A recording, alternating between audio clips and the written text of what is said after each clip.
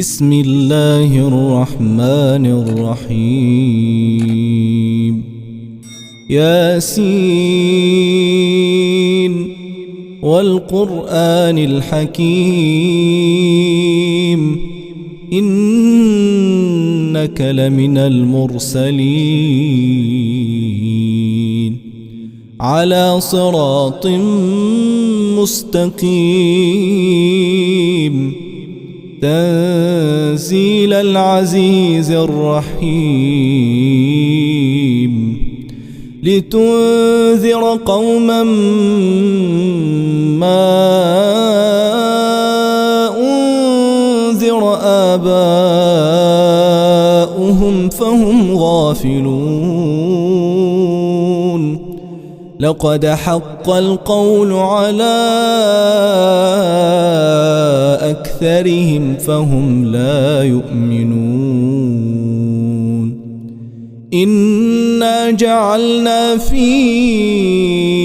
أعناقهم أغلالا فهي إلى الأذقان فهم مقمحون وجعلنا من بين أيديهم سدا ومن خلفهم سدا فأغشيناهم فهم لا يبصرون وسواء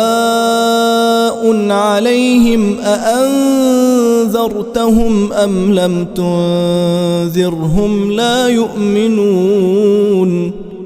إنما تنذر من اتبع الذكر وخشي الرحمن بالغيب فبشره بمغفرة وأجر كريم إنا نحن نحيي الموتى ونكتب ما قدموا وآثارهم وكل شيء أحصيناه في إمام مبين واضرب لهم مثلا أصحاب القرية إذ جاءها المرسلون إذ أرسلنا إليهم اثنين فكذبوهما فعززنا بثالث فقالوا إنا إليكم مرسلون قالوا ما أنتم إلا بشر مثلنا وما أنزل الرحمن من شيء إن أنتم إلا تكذبون قالوا ربنا يعلم إنا إليكم لمرسلون وما علينا إلا البلاغ المبين قالوا إنا تطيرنا بكم لئن لم تنتهوا لنرجمنكم وليمسنكم منا عذاب أليم قالوا طائركم معكم أئن ذكرتم بل أنتم قوم مسرفون وجاء من أقصى المدينة رجل يسعى قال يا قوم اتبعوا المرسلين اتبعوا من لا يسألكم أجرا وهم مهتدون وما لي لا أعبد الذي فطرني وإليه ترجعون أأتخذ من دونه آلهة إن يردني الرحمن بضر لا تغن عني شفاعتهم شيئا ولا ينقذون إني إذا لفي ضلال مبين إني آمنت بربكم فاسمعون قيل ادخل الجنة قال يا ليت قومي يعلمون بما غفر لي ربي وجعلني من المكرمين وما أنزلنا على قومه من بعده من جند من السماء وما كنا منزلين إن كانت إلا صيحة واحدة فإذا هم خامدون يا حسرة على العباد ما يأتيهم من رسول إلا كانوا به يستهزئون ألم يروا كم أهلكنا قبلهم من القرون أنهم إليهم لا يرجعون وإن كل لما جميع لدينا محضرون وآية لهم الأرض الميتة أحييناها وأخرجنا منها حبا فمنه يأكلون وجعلنا فيها جنات من نخيل وأعناب وفجرنا فيها من العيون ليأكلوا من ثمره وما عملته أيديهم أفلا يشكرون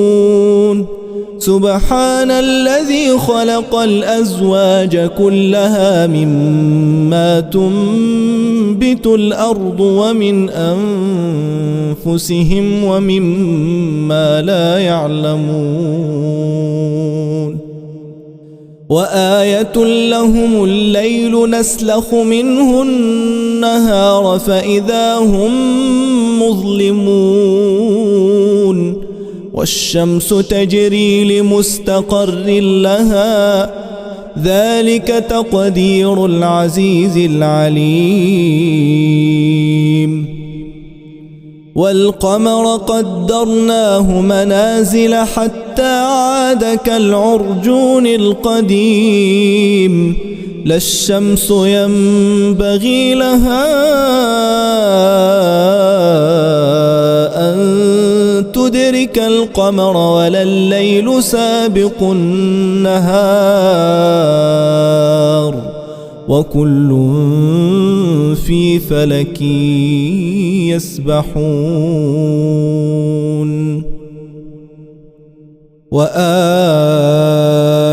لهم أنا حملنا ذريتهم في الفلك المشحون وخلقنا لهم من مثله ما يركبون وإن نشأ نغرقهم فلا صريخ لهم ولا هم ينقذون إلا رحمة منا ومتاعا إلى حين وإذا قيل لهم اتقوا ما بين أيديكم وما خلفكم لعلكم ترحمون وما تأتيهم من آية من آيات ربهم إلا كانوا عنها معرضين وإذا قيل لهم أنفقوا مما رزقكم الله قال الذين كفروا للذين آمنوا أنطعم من لو يشاء الله أطعمه إن أنتم إلا في ضلال مبين ويقولون متى هذا الوعد إن كنتم صادقين ما ينظرون إلا صيحة واحدة تأخذهم وهم يخصمون فلا يستطيعون توصية ولا إلى أهلهم يرجعون ونفخ في الصور فإذا هم من الأجداث إلى ربهم ينسلون قالوا يا ويلنا من بعثنا من مرقدنا هذا ما وعد الرحمن وصدق المرسلون إن كانت إلا صيحة واحدة فإذا هم جميع لدينا محضرون فاليوم لا تظلم نفس شيئا ولا تجزون إلا ما كنتم تعملون إن أصحاب الجنة اليوم في شغل فاكهون هم وأزواجهم في ظلال على الأرائك متكئون لهم فيها فاكهة ولهم ما يدعون سلام قولا من رب رحيم وامتازوا اليوم أيها المجرمون ألم أعهد إليكم يا بني آدم ألا تعبدوا الشيطان إنه لكم عدو مبين وأن اعبدوني هذا صراط مستقيم ولقد أضل منكم جبلا كثيرا أفلم تكونوا تعقلون هذه جهنم التي كنتم توعدون اصلوها اليوم بما كنتم تكفرون اليوم نختم على أفواههم وتكلمنا أيديهم وتشهد أرجلهم بما كانوا يكسبون ولو نشاء لطمسنا على أعينهم فاستبقوا الصراط فأنى يبصرون ولو نشاء لمسخناهم على مكانتهم فما استطاعوا مضيا ولا يرجعون ومن نعمره ننكسه في الخلق أفلا يعقلون وما علمناه الشعر وما ينبغي له إن هو إلا ذكر وقرآن مبين لينذر من كان حيا ويحق القول على الكافرين أولم يروا أنا خلقنا لهم مما عملت أيدينا أنعاما فهم لها مالكون وذللناها لهم فمنها ركوبهم ومنها يأكلون ولهم فيها منافع ومشارب أفلا يشكرون واتخذوا من دون الله آلهة لعلهم ينصرون لا يستطيعون نصرهم وهم لهم جند محضرون فلا يحزنك قولهم إنا نعلم ما يسرون وما يعلنون أولم ير الإنسان أنا خلقناه من نطفة فإذا هو خصيم مبين وضرب لنا مثلا ونسي خلقه قال من يحيي العظام وهي رميم قل يحييها الذي أنشأها أول مرة وهو بكل خلق عليم الذي جعل لكم من الشجر الأخضر نارا فإذا أنتم منه توقدون أوليس الذي خلق السماوات والأرض بقادر على أن يخلق مثلهم بلى وهو الخلاق العليم إنما أمره إذا أراد شيئا أن يقول له كن فيكون فسبحان الذي بيده ملكوت كل شيء وإليه ترجعون بسم الله الرحمن الرحيم الرحمن علم القرآن خلق الإنسان علمه البيان الشمس والقمر بحسبان والنجم والشجر يسجدان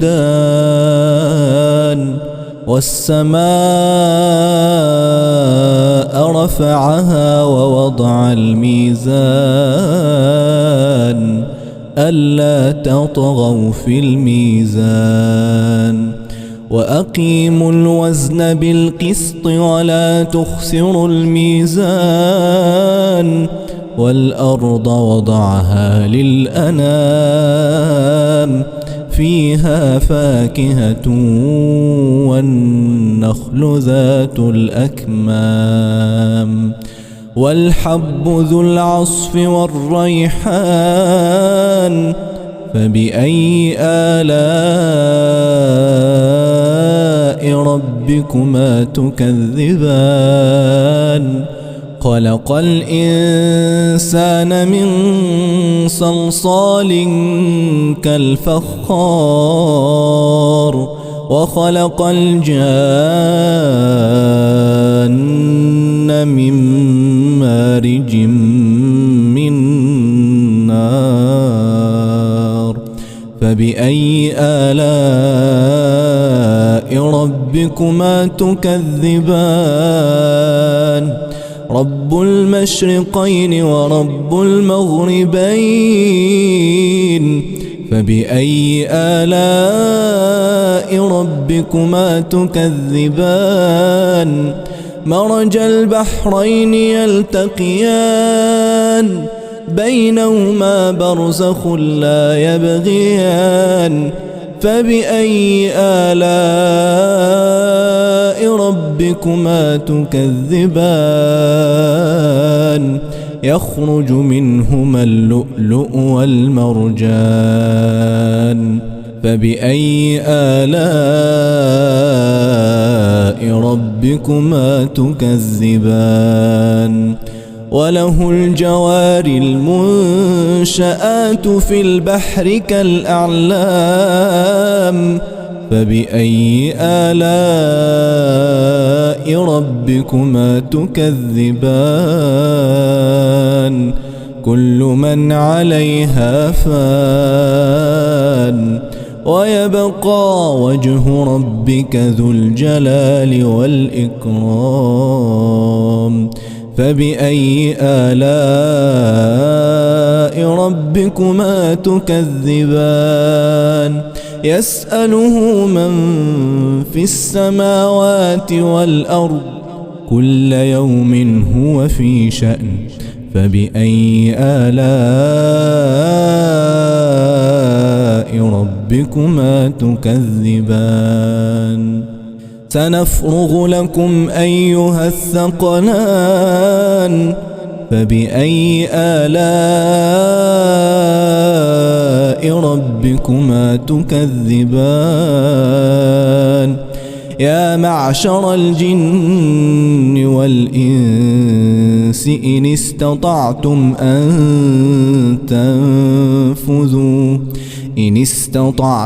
أن تنفذوا من أقطار السماوات والأرض فانفذوا لا تنفذون إلا بسلطان فبأي آلاء ربكما تكذبان يرسل عليكما شواظ من نار ونحاس فلا تنتصران فبأي آلاء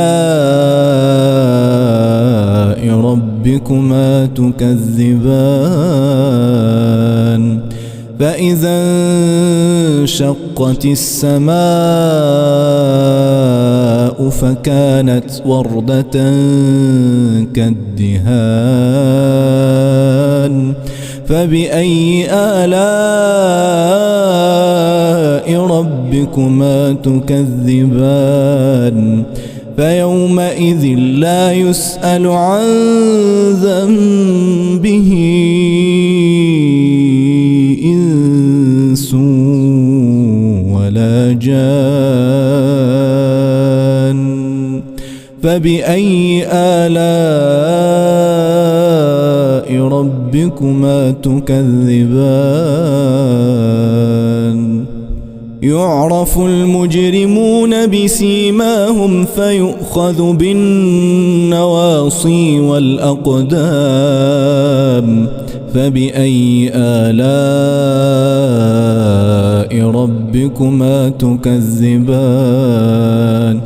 هذه جهنم التي يكذب بها المجرمون يطوفون بينها وبين حميم آن فبأي آلاء ربكما تكذبان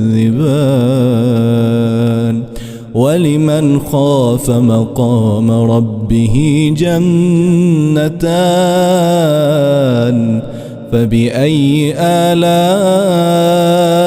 ربكما تكذبان ذواتا أفنان فبأي آلاء ربكما تكذبان فيهما عينان تجريان فبأي آلاء ربكما تكذبان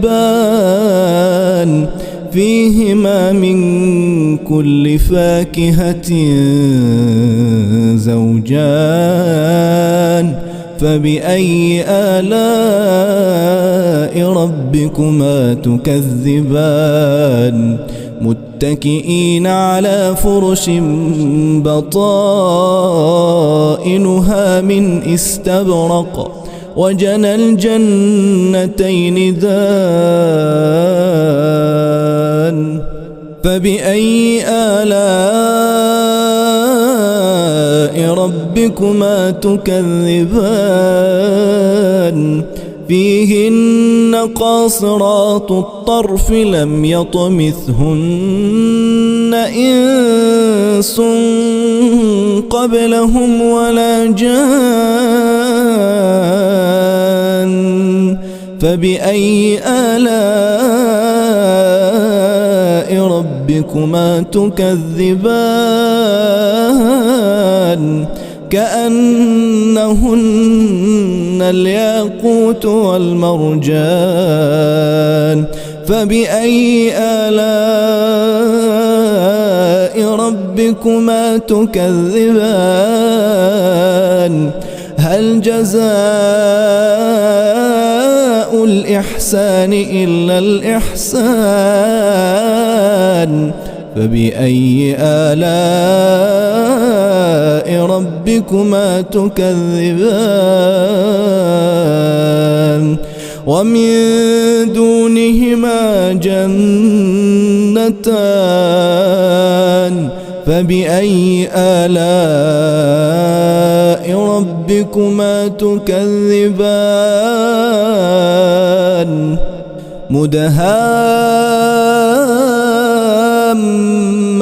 مدهامتان فبأي آلاء ربكما تكذبان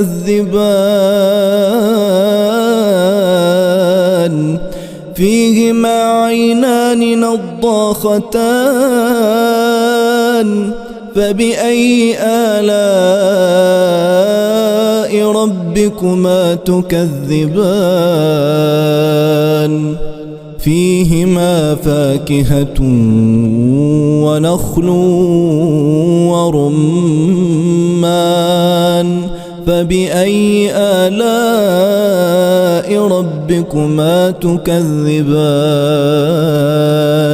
فيهن خيرات حسان فبأي آلاء ربكما تكذبان حور مقصورات في الخيام فبأي آلاء ربكما تكذبان لم يطمثهن إنس قبلهم ولا جان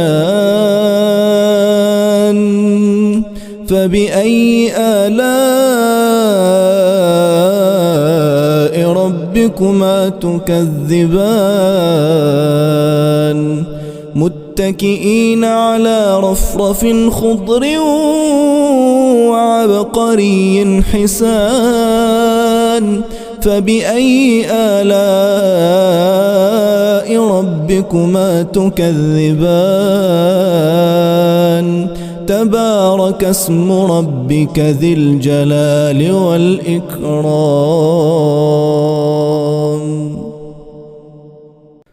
بسم الله الرحمن الرحيم إذا وقعت الواقعة ليس لوقعتها كاذبة خافضة رافعة إذا رجت الأرض رجا وبست الجبال بسا فكانت هباء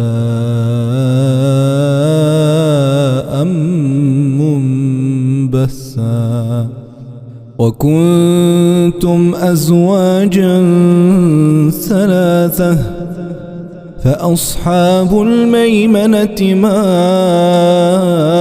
أصحاب الميمنة وأصحاب المشأمة ما أصحاب المشأمة والسابقون السابقون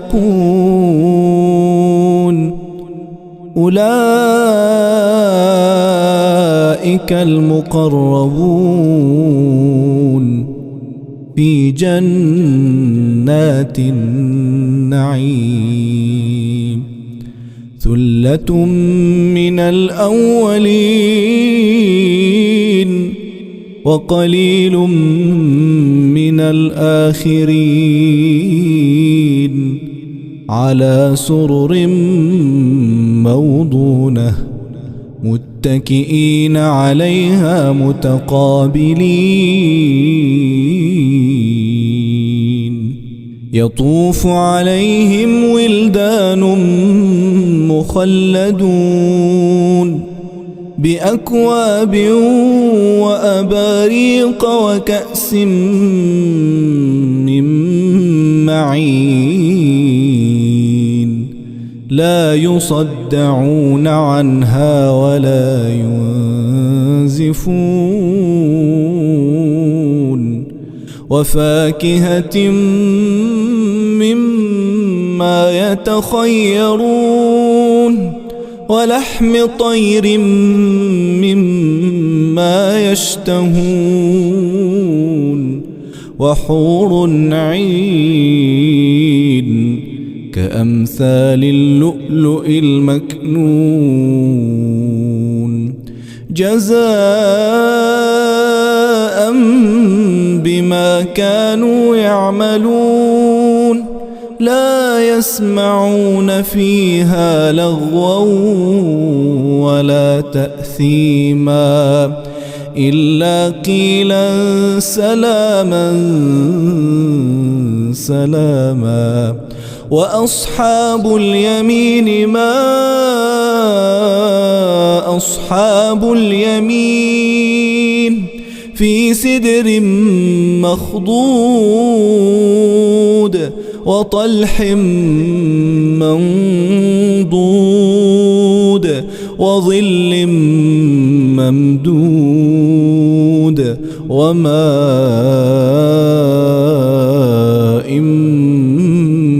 مسكوب وفاكهة كثيرة لا مقطوعة ولا ممنوعة وفرش مرفوعة إنا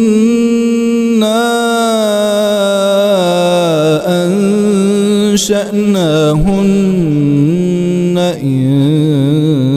إنشاء فجعلناهن أبكارا عربا أترابا لأصحاب اليمين ثلة من الأولين وثلة من الآخرين وأصحاب الشمال ما أصحاب الشمال في سموم وحميم وظل من يحموم لا بارد ولا كريم إنهم كانوا قبل ذلك مترفين وكانوا يصرون على الحنث العظيم وكانوا يقولون أإذا متنا وكنا ترابا وعظاما أإنا لمبعوثون أو آباؤنا الأولون قل إن الأولين والآخرين لمجموعون إلى ميقات يوم معلوم ثم إنكم أيها الضالون المكذبون لآكلون من شجر من زقوم فمالئون منها البطون فشاربون عليه من الحميم فشاربون شرب الهيم هذا نزلهم يوم الدين نحن خلقناكم فلولا تصدقون أفرأيتم ما تمنون أأنتم تخلقونه أم نحن الخالقون نحن قدرنا بينكم الموت وما نحن بمسبوقين على أن نبدل أمثالكم وننشئكم فيما لا تعلمون ولقد علمتم النشأة الأولى فلولا تذكرون أفرأيتم ما تحرثون أأنتم تزرعونه أم نحن الزارعون لو نشاء لجعلناه حطاما فظلتم تفكهون إنا لمغرمون بل نحن محرومون أفرأيتم الماء الذي تشربون أأنتم أنزلتموه من المزن أم نحن المنزلون لو نشاء جعلناه أجاجا فلولا تشكرون أفرأيتم النار التي تورون أأنتم أنشأتم شجرتها أم نحن المنشئون نحن جعلناها تذكرة ومتاعا للمقوين فسبح باسم ربك العظيم فلا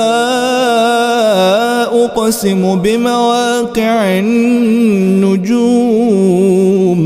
وإنه لقسم لو تعلمون عظيم إنه لقرآن كريم في كتاب مكنون لا يمسه إلا المطهرون تنزيل من رب العالمين أفبهذا الحديث أنتم مدهنون وتجعلون رزقكم أنكم تكذبون فلولا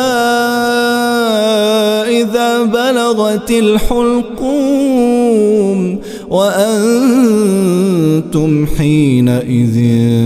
تنظرون ونحن أقرب إليه منكم ولكن لا تبصرون فلولا إن كنتم غير مدينين ترجعونها إن كنتم صادقين فأما إن كان من المقربين فروح وريحان وجنة نعيم وأما إن كان من أصحاب اليمين فسلام لك من أصحاب اليمين وأما إن كان من المكذبين الضالين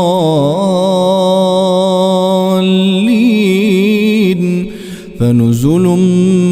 من حميم وتصلية جحيم إن هذا لهو حق اليقين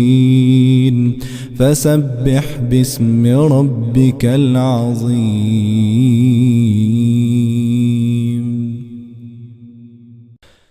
بسم الله الرحمن الرحيم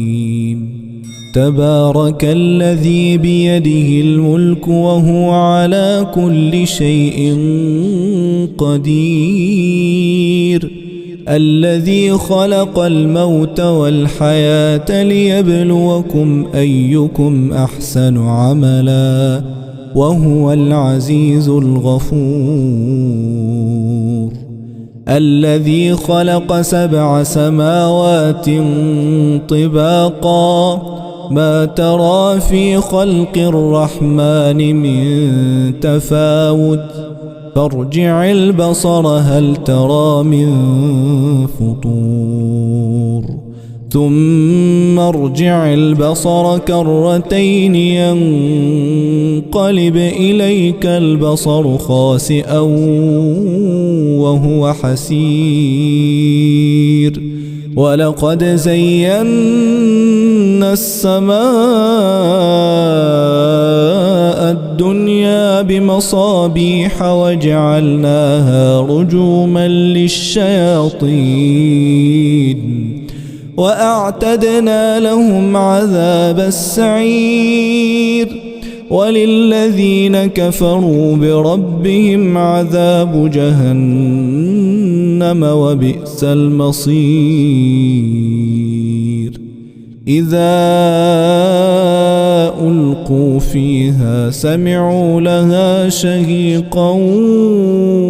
وهي تفور تكاد تميز من الغيظ كلما ألقي فيها فوج سألهم خزنتها ألم يأتكم نذير قالوا بلى قد جاءنا نذير فكذبنا وقلنا ما نزل الله من شيء إن أنتم إلا في ضلال كبير وقالوا لو كنا نسمع أو نعقل ما كنا في أصحاب السعير فاعترفوا بذنبهم فسحقا لأصحاب السعير إن الذين يخشون ربهم بالغيب لهم مغفرة وأجر كبير وأسروا قولكم أو اجهروا به إنه عليم بذات الصدور ألا يعلم من خلق وهو اللطيف الخبير هو الذي جعل لكم الأرض ذلولا فامشوا في مناكبها وكلوا من رزقه وإليه النشور أأمنتم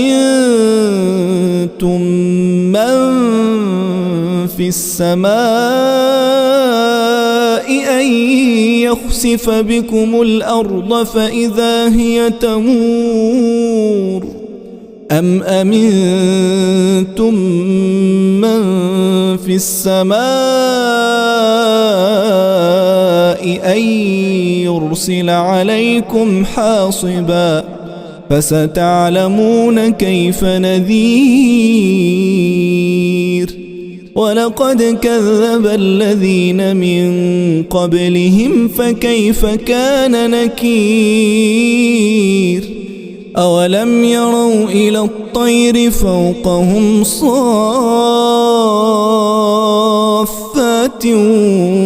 ويقبض ما يمسكهن إلا الرحمن إنه بكل شيء بصير أمن هذا الذي هو جند لكم ينصركم من دون الرحمن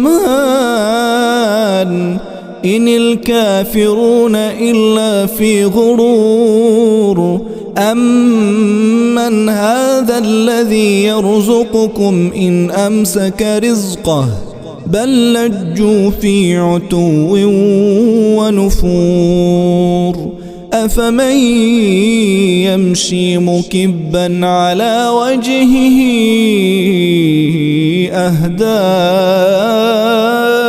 أمن يمشي سويا على صراط مستقيم قل هو الذي